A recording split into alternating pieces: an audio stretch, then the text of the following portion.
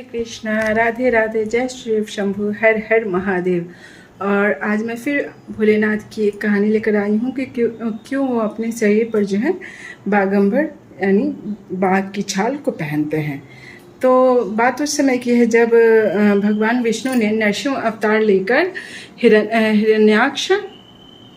हिरण्याक्ष का वध किया था। और उनके वध के कारण और उन्होंने जो रूप धरा था, क्योंकि उनका जो रूप था वो शेर का शेर और इंसान का था। और उस मतलब उनका क्रोध जो है ना, मतलब शांति नहीं हो रहा था। तो ये देख के मतलब जैसे सारे लोग डर गए। तो उस पे मतलब जैसे भोलेनाथ ने अपने मतलब जैसे एक रूप स्वरूप वीरभद्र को श्री विष्णु भगवान के क्रोध को शांत करने के लिए भेजा। और जब वीरभद्र जो है श्री हरि विष्णु के पास पहुँचे और उन्हें इस प्रकार क्रोधित देखा, उन्हें बहुत प्रयत्न किया कि वो शांत हो जाए, पर वो शांत नहीं हो रहे थे। वो मतलब जैसे क्रोध में और वो क्रोधित होते जा रहे थे। तो जिसपे मतलब जैसे वीरभद्र ने एक रूप धरा जिसको शरभ कहते हैं। वो शेर का मतलब बाघ का और बाज और मनुष्य, ये तीनों का था। और शरभ अवतार में वीरभद्र ने मतलब जैसे भगवान विष्णु और मतलब नरसिंह और शरभ रूप में भोलेनाथ, इन दोनों का युद्ध हुआ। और युद्ध में जो है मतलब जैसे भगवान विष्णु जो है मतलब शरभ रूप में जो भोलेनाथ शरभ रूप लिए थे, उसमें वो भगवान विष्णु को मतलब जैसे मतलब पछाड़ने मतलब जैसे उनको ये करने लगे ताकि उनका क्रोध शांत हो जाए। उनमें ये नहीं था कि इनको जस्ट हराना है, उनका बस कंसर्न ये था कि ये इनका क्रोध जो है वो शांत हो जाए। और मतलब युद्ध मतलब जैसे धीरे धीरे भगवान विष्णु जो है वो अपने उस मतलब अवतार में शांत होने लगे। और उन्होंने अपने उस रूप को त्याग दिया। और त्यागने से पहले उन्होंने श्री भगवान भोलेनाथ से कहा कि मेरे क्रोध को आपने शांत किया है, और ये जो इसकी जो छाल है बागंबर है, इसको आप अपने शरीर पे और इसके बैठने के ये में आप इसका प्रयोग कीजिए। तो जिस पे भोलेनाथ जो है बहुत खुश होकर वो मतलब जैसे तब से भोलेनाथ जो है उनके छाल बागंबर को वो जस्ट उस पर बैठते भी हैं और साथ में उसको अपने शरीर पर धारण भी करते हैं। और तब से जो है भोलेनाथ जो है बागंबर ओढ़ने भी लगे और साथ में उस पर बैठने के ये में और प्रयोग करने उनके ये में। और कहा जाता है कि भोलेनाथ जो है एक और चीज़ धारण करते हैं, जो है त्रिशूल। ऐसे तो बहुत कुछ धारण करते हैं। त्रिशूल कहा जाता है कि जब मतलब जैसे जब त्रिशूल भोलेनाथ प्रकट मतलब ऐसे तो वो आदिदेव माने जाते हैं, ना उनका आदि है ना उनका अंत है, पर वो समय के साथ लीलावश वो कहीं कहीं प्रकट हुए कहलाते हैं। तो कहा जाता है ये जो इनका त्रिशूल है वो तीनों गुणों सत्वरज और तम, ये तीनों गुणों का प्रतीक है। और कहीं कहीं भोलेनाथ के इस त्रिशूल को विनाश का भी कारण कहा गया है, क्योंकि कहा जाता है नॉर्मली हम इंसान जो है वो किसी चीज़ का प्रारंभ को हम शुभ मानते हैं और अंत जो है वो उसको हम लोग अशुभ या गलत मानते हैं। पर ये ऐसा नहीं कहा जाता, किसी भी चीज़ का अंत होगा तभी तो कोई चीज़ का शुरू होगा। तो कहा जाता है एक पीढ़ी का जब अंत होता है तब दूसरी नई पीढ़ी का आरंभ होता है। और मतलब ठीक उसी तरह से और मतलब भोलेनाथ ये जो का जो त्रिशूल है वो अंत करता है, तभी दूसरी नई सृष्टि का आरंभ होता है। फिर भोलेनाथ एक और चीज़ धारण करते हैं, वो है डमरू। डमरू कहा जाता है जब सृष्टि की रचना हो रही थी और माँ सरस्वती जब वीणा बजा रही थी, वीणा बजाए सृष्टि के सृजन के लिए, तो वो जो सृष्टि आरंभ हुई उसमें उस वीणा में न कोई सुर था न कोई लय था। तब भोलेनाथ ने 14 बार अपने डमरू को बजाया, जिससे 5,000 मतलब 5,000 करोड़ मंत्र निकले और बहुत तरह की औषधियाँ निकली, जो कि बहुत तरह के रोगों को भी मतलब अंत करने के काम में आने लगी। तो ये मतलब तब से भोलेनाथ के डमरू का ये कहानी है।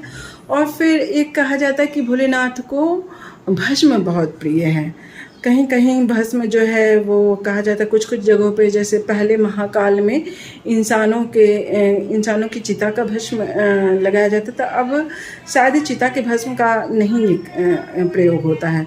अब वहाँ जो है मतलब ऐसे कहा जाता है कि जो पुराणों में वर्णित है वो कपिला गाय के गोबर, फिर पलाश के पौधे, फिर शमी के पौधे, बिल्व के पौधे, अमरताल के पौधे और ये वट वृक्ष के पौधे, इन सभी को जलाकर जो भस्म बनता है वो भस्म जो है वो भोलेनाथ को बहुत ही प्रिय होता है। और कहा भी जाता है कि अंत जो है वो मतलब हर चीज़ का अंत जो है वो भस्म ही है। तो इसलिए उन्हें भोलेनाथ को भस्म बहुत प्रिय है। और कहा जाता है कि भस्म और जहाँ वो रहते हैं वो कैलाश है। कैलाश जो है वो बहुत ही ठंड, बहुत मतलब जैसे मतलब बहुत ही प्रतिकूल वहाँ का मतलब वातावरण रहता है। और कहा जाता है जब भस्म को धारण किया जाता है तो वो रोम छिद्रों को बंद कर देता है, और जिससे कि मतलब जैसे ना वहाँ मतलब रोम छिद्र बंद हो जाने के कारण जो है ना ठंड लगती है ना गर्मी लगती है। इस कारण जो है भोलेनाथ चिता, और ऐसे भी वो भोलेनाथ हैं, ना उनको ठंड मतलब जैसे उनको उनका मतलब वातावरण से उनको कोई प्रभाव नहीं है, लेकिन नॉर्मली कहा जाता है कि इस कारण जो है भस्म का यूज़ किया जाता है। और भोलेनाथ को भस्म, क्योंकि अंत जो है वो चिता ही है और भस्म ही है, तो इस कारण भोलेनाथ को भस्म बहुत प्रिय है। और कहा जाता है कि एक बार जब माता पार्वती मतलब भोलेनाथ से कहने लगी प्रभु रहने के लिए इतने सारे जगह हैं, मतलब कोई मतलब आप ईश्वर हैं, आपको रहने के लिए मतलब एक से एक अच्छे स्थान, लेकिन फिर भी आप भस्म में मतलब शमशान में आप क्यों रहते हैं। तो उस पर मतलब जैसे भोलेनाथ मतलब शमशान में रहने की कहानी है कि एक तो जब शमशान यात्रा होती है उस टाइम में हर कोई जो है राम नाम सत्य कहता है, और जो ये नाम भोलेनाथ को सबसे प्रिय है, क्योंकि श्री राम जो है भोलेनाथ के आराध्य है और इस नाम से उनको अत्यधिक मतलब लगाव है। वो हमेशा इसी नाम का जप करते रहते हैं। जिस तरह से भोलेनाथ राम जी के आराध्य हैं, उसी तरह से राम जी भोलेनाथ के आराध्य। इन दोनों में तनिक मात्र लेश मात्र भी कोई अंतर नहीं है।